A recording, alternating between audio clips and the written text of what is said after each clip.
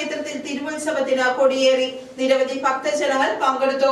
April 6 മുതൽ 13 വരെ നടക്കുന്ന തിരുവുത്സവ ആഘോഷങ്ങൾക്കാണ് തുടക്കം കുറിച്ചത്. സെക്രട്ടറി വിജയകുമാർ സ്വാഗതം പറഞ്ഞു. പ്രസിഡന്റ് NP ബാബു അധ്യക്ഷത വഹിച്ചു. തത്വമസി ആധ്യാത്മിക മഹാസമ്മേളനവും നടന്നു. Goa governor advocate PS Sreedharan Pillai ഉദ്ഘാടനം നിർവഹിച്ചു. ഏറ്റവും വലിയ മാനവരാശിക്കുള്ള സംഭാവന നമ്മുടെ ആത്മീയതയാണ്. ആ ആത്മീയത നമുക്കറിയാം, മന്വന്തരങ്ങളോട് കടന്നു വന്ന ഒരു മഹാസംസ്കാരത്തിൻ്റെ അതിലടിവേരിലുള്ള ഒരു സംസ്കാരമാണ്. അതുകൊണ്ട് അദ്ദേഹം ഒന്നുകൂടി പറഞ്ഞ് പിന്നീട് ആ ആത്മീയത എന്ന് പറഞ്ഞാൽ ഏതെങ്കിലും ഒരു വിശ്വാസത്തിൽ മാത്രമല്ല, ആനോപദ്രപ്രദവും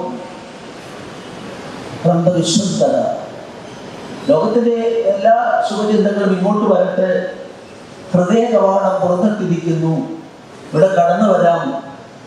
നമ്മളൊരു പടയോട്ടവും നടത്താത്ത ലോകത്തിലെ ഏക ജനതതി ഏതെന്ന് ചോദിച്ചാൽ ഇന്ത്യക്കാരാണ്. എവിടെയും കീഴടക്കാനായി നമ്മുടെ പടയോട്ടം നടത്തുകയോ കടൽ കടന്ന് അങ്ങോട്ട് പോവുകയോ ആരെയും ശാശ്വതമായി ശത്രുവായി കരുതാത്ത ഒരു മഹാസംസ്കാരം.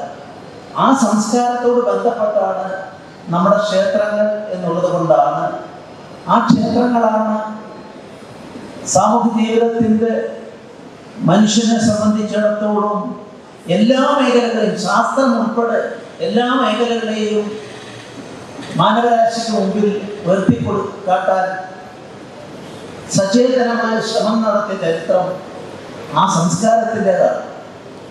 അതുകൊണ്ടാണ് ഇവിടെ ഈ വിളക്ക് കൊളുത്തിയപ്പോൾ ഞാൻ പ്രൊഫസർ സുമാർ അഴീക്കോടിൻ്റെ ഒരു ശ്രദ്ധേയമായ ഗ്രന്ഥം ഒരിക്കൽ വായിച്ചപ്പം അദ്ദേഹം ഇതിന് കൊടുത്തൊരു വ്യാഖ്യാനമുണ്ട്. അദ്ദേഹം പറഞ്ഞു, എന്താണ് ഭാരതം എന്ന വാക്കിൻ്റെ അർത്ഥം? ബാസിൽ രഥമുള്ളത്, രതിയുള്ളത് ഭാരതമാണ്. ബാസ് എന്ന് പറഞ്ഞാൽ വെളിച്ചം.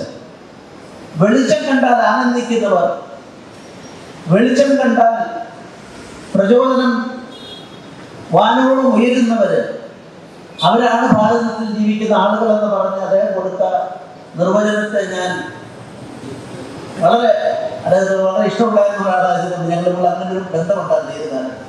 വിവിധ മേഖലയിൽ പ്രവർത്തിക്കുന്നവരെ ചടങ്ങിൽ മൊമന്റോ നൽകി ആദരിച്ചു. ഗവർണർ ക്ഷേത്ര ദർശനം നടത്തി പ്രസാദം സ്വീകരിച്ചു. തന്ത്രി മുഖ്യൻ ചെറുമുക്കിലത്ത് ബ്രഹ്മശ്രീ KC നാരായണ നമ്പൂതിരിയുടെ മുഖ്യ കാർമ്മികത്വത്തിലാണ് തൃക്കൊടിയേറ്റ് നടത്തിയത്. ക്ഷേത്ര ഉപദേശക സമിതി അംഗങ്ങൾ, കമ്മിറ്റി അംഗങ്ങൾ, ഭക്തജനങ്ങൾ തുടങ്ങി നിരവധി പേർ സന്നിഹിതരായിരുന്നു. News desk, Perumbavoor.